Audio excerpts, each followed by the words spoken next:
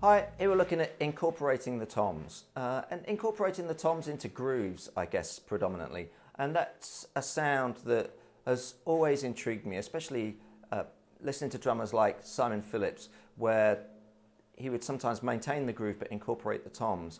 And whilst perhaps part of his ability to do that was down to the open-handed playing, there are some moves that you can develop to enable you to do those two things simultaneously. Play a sort of fill or perhaps melodic idea with the toms and maintain the groove at the same time.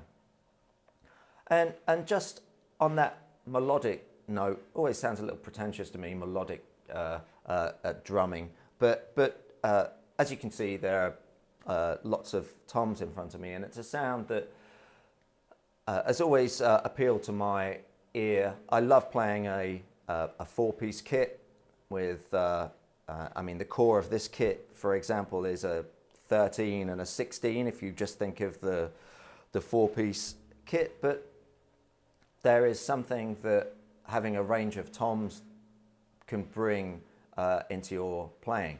And I don't just mean like single stroke fills going up and down, that doesn't really appeal, but as you perhaps see from some of these ideas, having multiple toms can bring a different element to your playing that arguably can't be had on a four-piece kit. And just before I just play some ideas, just another thought about perhaps the setup and the sizes of this kit. So they're reasonably large sizes. So that's my sort of go-to rack tom off the snare. That's the 13.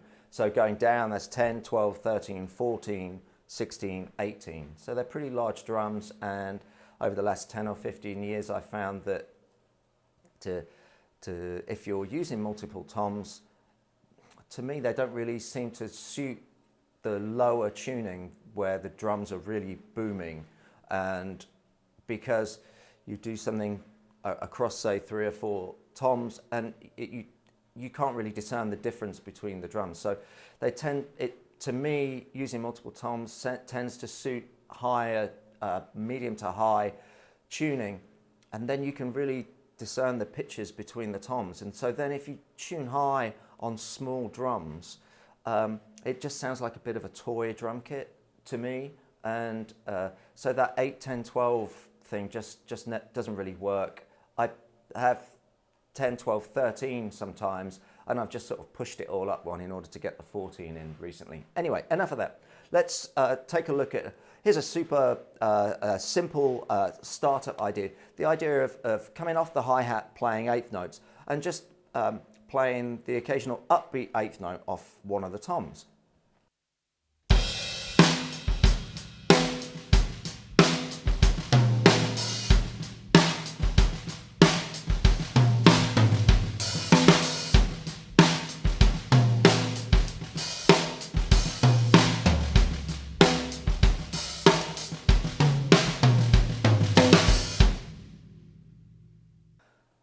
So what I'm trying to do there in that medium tempo is maintain the ghost notes underneath that. And that's a little harder than it perhaps first appears. If you were to play something like that, just playing the upbeat eighth notes with a simple kick and snare pattern underneath with no ghost notes, it would sound like this.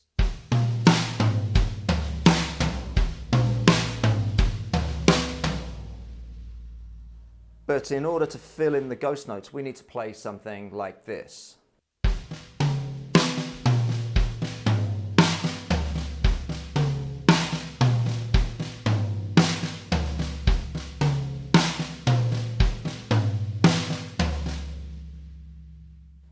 With the crucial ingredient there being that ghost note after the backbeat.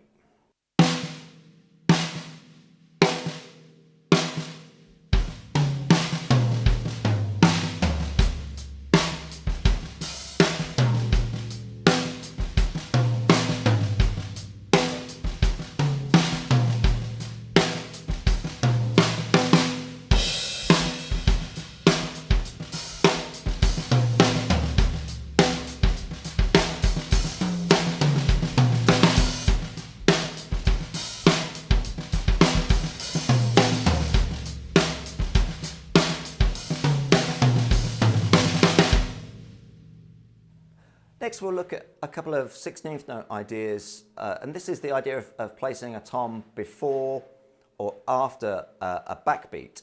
So for example, let's put a tom, a 16th note on the 16th note after the backbeat.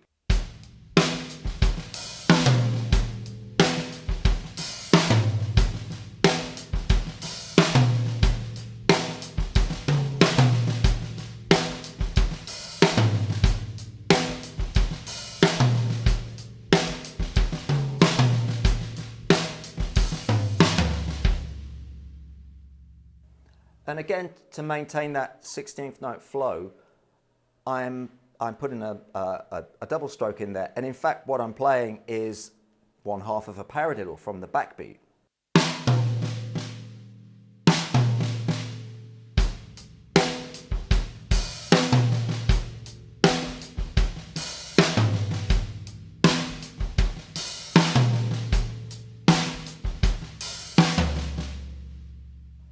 So on the backbeat, I'm playing left, right, left, left. And then if I want to play the 16th note before the backbeat, I would do this.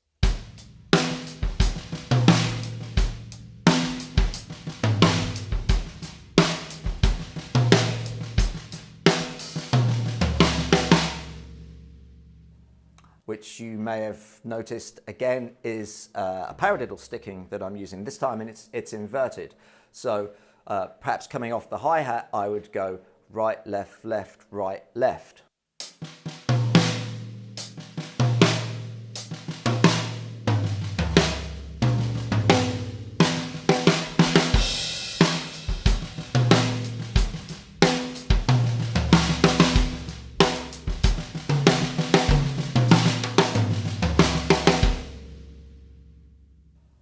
And next here are a couple of ideas which I guess originated for me within kick, snare, hat grooves, where I'd be trying to play the hi-hat using a 4/3 rhythm.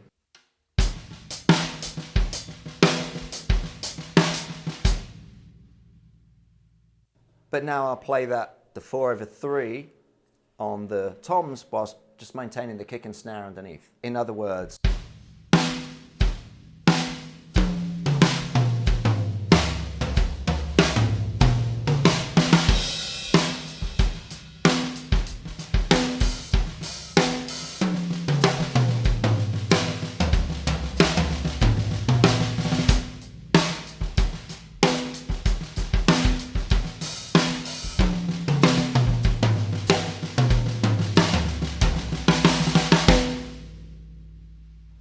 and I try to fill in the ghost notes in there where I can as well.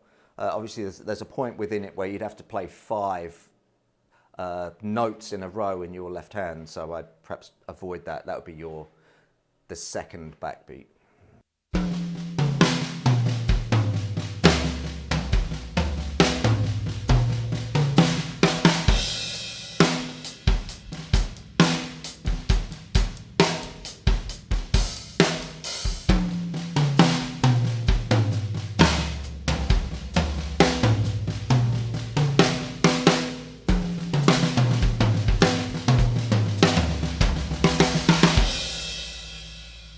You probably wouldn't use that figure that way where it's going over the bar line, but just a short burst of it might be effective.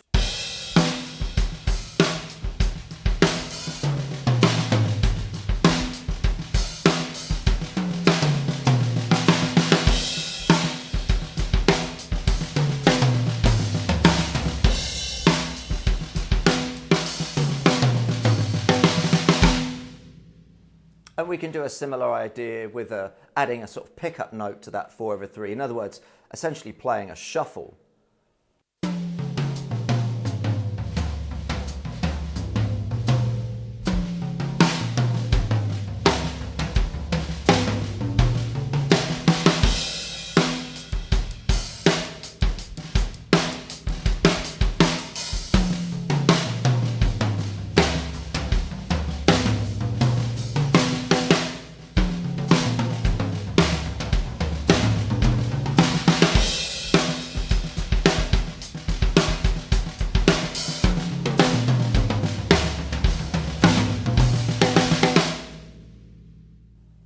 And once again, you might just want to use a shorter burst of that.